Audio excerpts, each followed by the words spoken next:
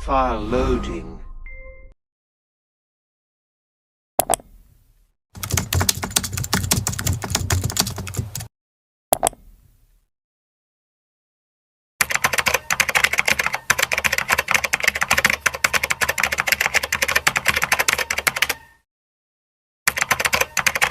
Good day everyone, my name is Mia Ocampos Tuhaban from Section 2FH. So I'm here to discuss about the structure and operations of management of human behavior in an organization. So structure and operations. Some important aspects of organization structure do not appear on the organization chart and thus are quite different from the configurational aspects. So in the realm of operations, the heartbeat of any organization processes emerge as the arteries that carry the lifeblood of efficiency. Streamlining workflows, optimizing supply chains, and ensuring quality and control become the rhythmic cadence that sustains the organization's vitality. So, as I contemplate the intricate dance between organizational structure and operations, it became apparent that the synergy between these two pillars is the essence of effective management.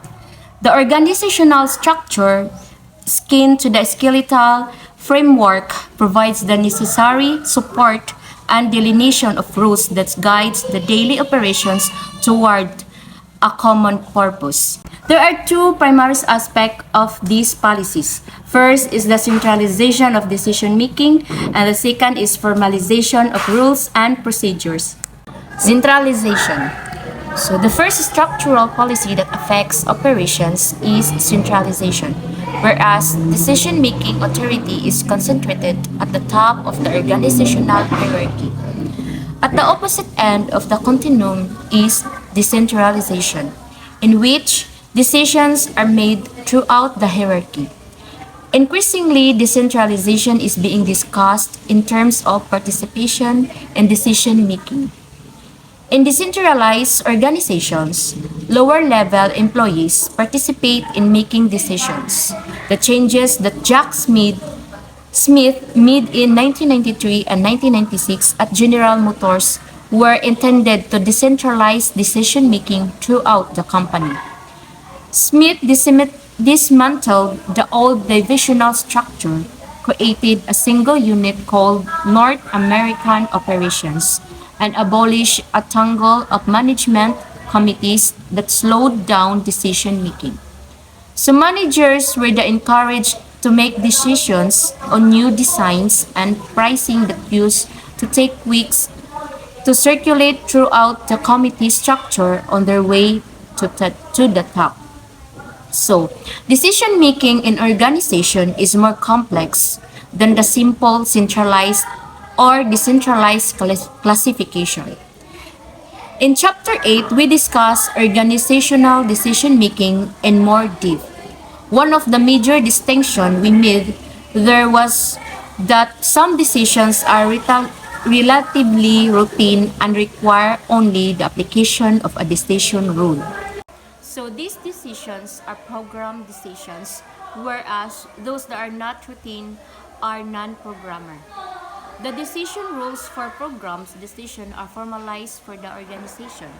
This difference between program and the non-programmer decisions tends to cloud the distinction between centralization and decentralization. For even if decision-making is decentralized, the decisions themselves may be programmed and tightly circumscribed. If there is a little employee participation in decision-making, then decision-making is centralized, regardless of the nature of the decision-making is being made. At the other extreme of individuals or groups participate extensively in making non-programmed decisions. The structure can be described as truly decentralized. If individuals or groups participated in in extensively in decision making, but mainly in program decisions, the structure called formalized decentralization. So formalized decentralization is a common way in providing decision making involvement of employees at many different levels in the organization while maintaining control and predictability.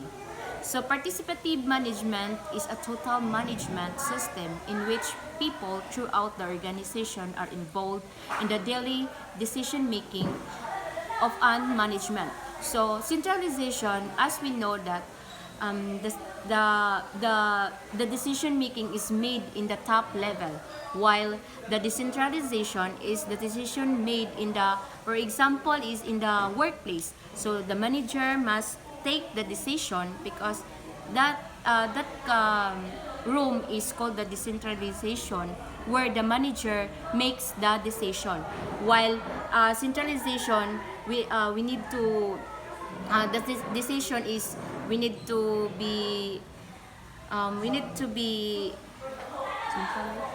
centralized, and if the high is the top level company made a decision, so we have to wait it until we deliver in the our office or room, then we have to disseminate it from our employees. So that's the centralization. Formalization. Formalization is the degree to which rules and procedures prescribe employees' jobs and activities. The purpose of formalization is to protect and control how employees behave on the job. So from the word protect, if you set new roles in organization, you need to disseminate it formally so that you will achieve the desired predicted outcome effect of the rule. For example, you notice that majority of your employees are being late at work. As a manager of the organization, you need to formalize a new rule to prevent this behavior. You will formalize that your employee must be at the company at exactly 7 a.m.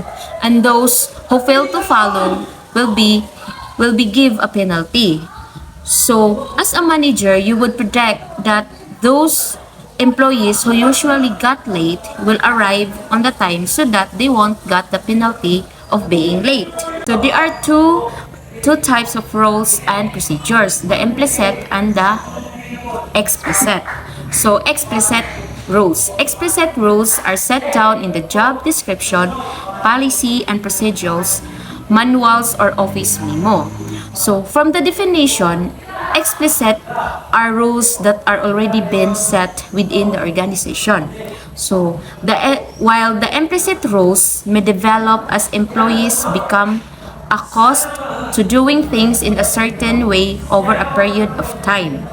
So from my understanding, the purpose of implicit rules is to make changes in organizational rules to improve your employees' performance.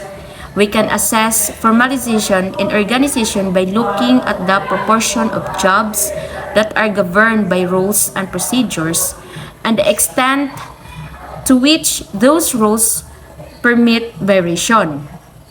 More formalized organizations have a higher proportion of rule-bound jobs and less tolerance for rule violations. So, increasingly, formalization may affect the design of jobs throughout the organization as well as the employee, motivation and work group interactions. So roles is roles. All roles must be enforced to control employees' behavior and prevent chaos in the organization. Just for example, just like in our country, if our government didn't formalize the new rules or law to follow, our country may end up into chaos. So don't believe in saying that all rules are meant to be broken, because rules is rules. You to have formalized in order for you not to violate it. Responsibility. Responsibility is an obligation to do something with the expectation that some act or output will result. So talk about responsibility, it's very understandable. So, responsibility for being a mother or being a sister or whatever. So, for example, in the company or in the organization, for example, your manager is asking you to write a new proposal for a new program. As an employee, it is your responsibility to follow your manager command because you are the employee of that organization. We talk about the authority. So, authority. Authority is the power that has been legitimized with a specific context. So, if you have a power, you have authority. Authority is linked to responsibility because as a manager, you have a lot of responsibility. In order to accomplish those responsibilities, you must have the authority to use resource to achieve those results. For example, your manager asked you to finish the new project immediately, but you don't have the authority to add manpower in order to finish the job. This is an example of having a responsibility but you don't have a authority. Because authority comes responsibility. So, responsibility and authority, it is come from the, for example, from the managers. So you have the responsibility and you have the authority. So you have to predict the outcome. You have the authority and you have the responsibility. So the outcome will be good. In conclusion, this reflection underscores the interconnectedness of structure and operations. It is a symbolic relationship which each element influences and is influenced by the other. As a navigate the complexity of organizational dynamics, I am reminded that success lies not just in the blueprint, but in the adaptability, collaboration, and human spirit that breathe life into the organizational framework. That's all about the structure and operations, the centralization, formalization, and the responsibility and the authority. And thank you.